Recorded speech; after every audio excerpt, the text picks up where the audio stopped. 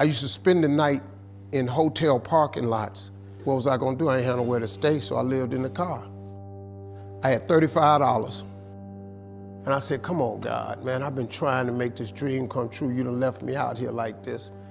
And I was crying so hard that he just said, I didn't like hear a voice or nothing, but he spoke to me in Harvey. He said, if you get up, I'm gonna take you places you ain't never been. Now I was finna quit. So I said, skip it. I'm gonna quit anyway. So I got in my car, I went to a payphone, and I was gonna call my dad. You remember back in the day where you could punch in a code and call your answering machine and get your messages? So I called and I punched in the code and it said, doop. He said, hey Steve, this is Chuck Sutton with Showtime at the Apollo. We saw a tape of you. You're very funny. If you could get here Sunday night, we'd love to put you on television. Call me back, let me know if you can make it. So I hung the phone up, I'm crushed. Cause my whole dream of being on TV, and I couldn't get to New York. I got $35. How I'm gonna get to New York? I can't make it. So I'm standing there at the phone booth and tears just coming down my face. I said, God, so that must be a sign for me to go home. Cause this it, I ain't even got the money to go to the Apollo. My whole thing, I wanted to be on TV, I couldn't even make the dream come true. This is the most messed up moment. And so I said, man, let me call this dude back and see if he said this Sunday. Cause maybe he said next Sunday and I can hustle up a little bit of money or something. I don't know what I'm gonna do, but let me just call him back. So I called him back. Steve, this is Chuck Sutton, Showtime at the Apollo. We saw a tape of yours. You're very, very funny. Look, we have an opening Sunday night at Showtime at the Apollo. If you can make it, we'd love to put you on TV. I said, it's this Sunday. Before I hit the button, I heard, doop, you have another message. Now, it wasn't there before. So I punched my code in, I listened to the second message. It said, Steve Harvey, this is Tom Sobel from the Comedy Caravan. This was a Thursday. He said, I have a gig in Jacksonville, Florida on Friday night that pays $150. If you can get there Friday night, you'll make $150. So I called him back and I said, hey Tom, did you get a gig away? He said, no, it's still available. He said, can you get there? I said, I'm in Pensacola, Florida. I'm 3.5 hours away. So I drive to Jacksonville, Florida, and that night I made the 150. The club owner said, man, you funnier than the guy we hired. If you stay tomorrow night, I'm gonna give you another $150. So now I got $300 now. So I get on the phone, I call Chuck Sutton. I say, hey man, is the gig still available at Showtime at the Apollo? He said, yeah, we got one opening left. I said, I'll be there. So I called Eastern Airlines, who used to be open back then. They had a special for $99 going from Jacksonville, Florida to New York round trip. So I parked my car at the airport. I got it.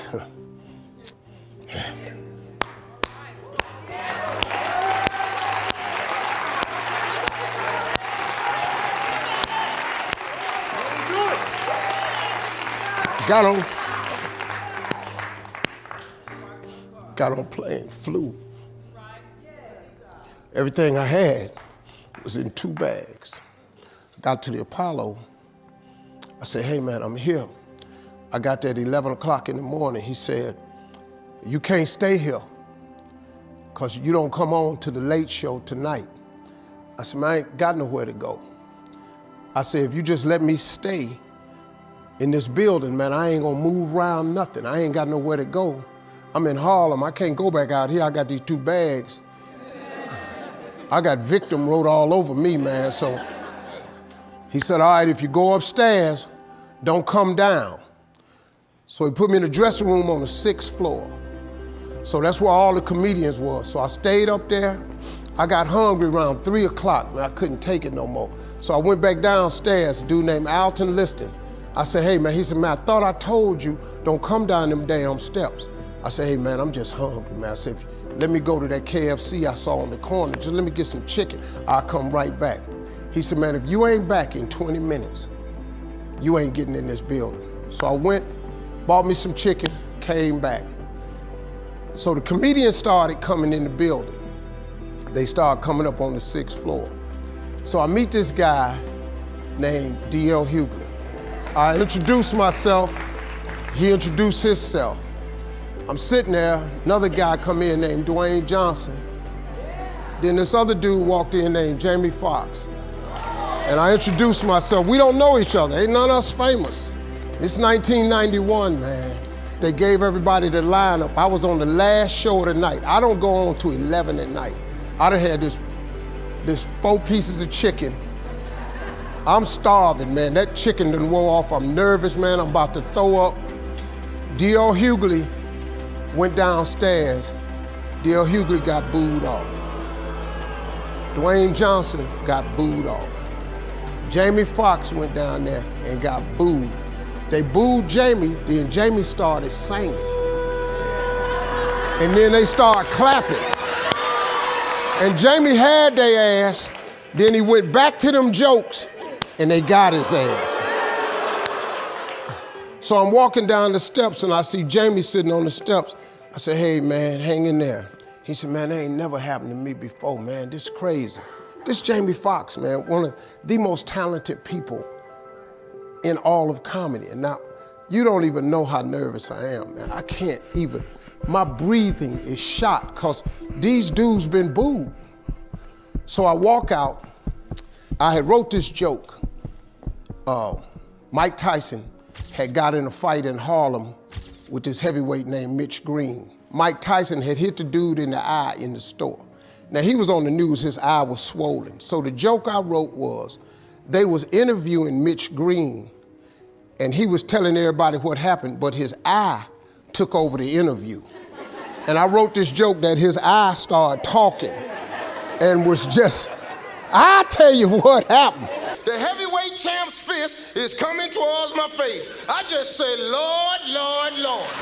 And I wrote this whole joke about this dude's eyeball talking. And when the punch came, and all this here,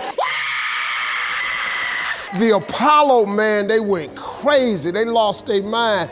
I got a standing ovation, man. I walked off stage, man, just started crying. I couldn't believe it. They paid me. I made $750 for being on TV for one night.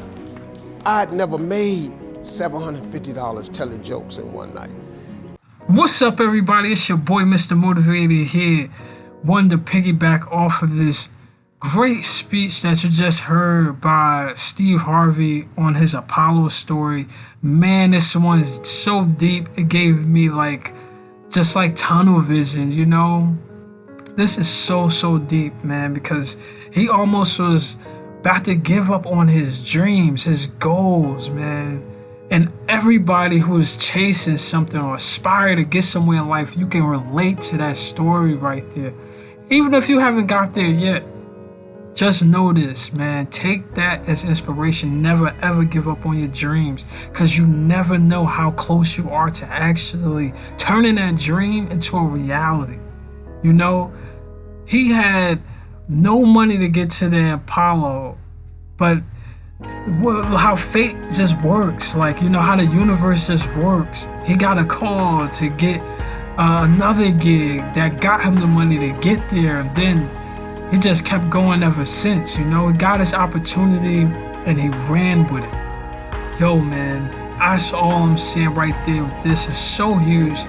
Never ever give up on your dreams, man. You just really never know. God works in mysterious ways, and it might just be that one day when you think nothing is going to change, it's going to be the same old, and you wake up and all that preparation and hard work you've been putting in finally meets your opportunity, and it changes your entire life forever. Never give up.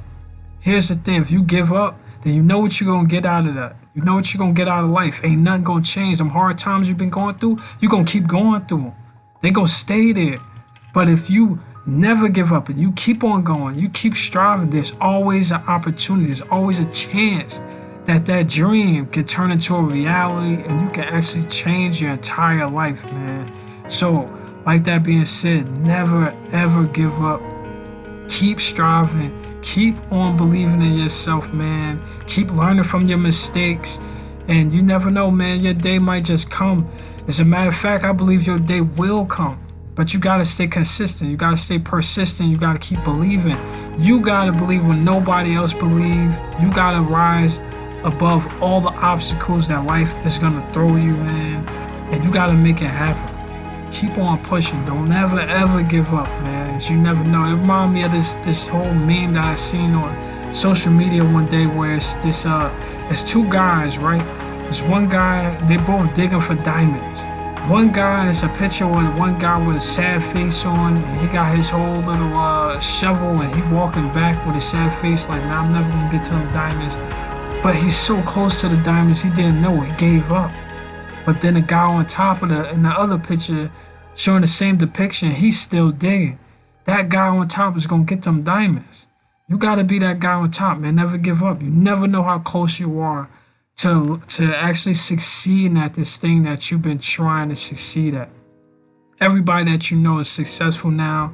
They actually been somewhere where they was down. It didn't come overnight. They had to keep on grinding. They had to keep on pushing. They had to learn from mistakes. They had to be consistent. Again, they had to be persistent. And their day finally came where that preparation finally met an opportunity. And they are who they are today. You know, so never give up, man. Keep on going. Keep striving. And with God's blessing, your dreams will come true too, man. Like all that being said, man, thank y'all for tuning into this video. I appreciate y'all. I'll catch y'all on the next one. This is your boy, Mr. Motivated from the 973. I'm out, man.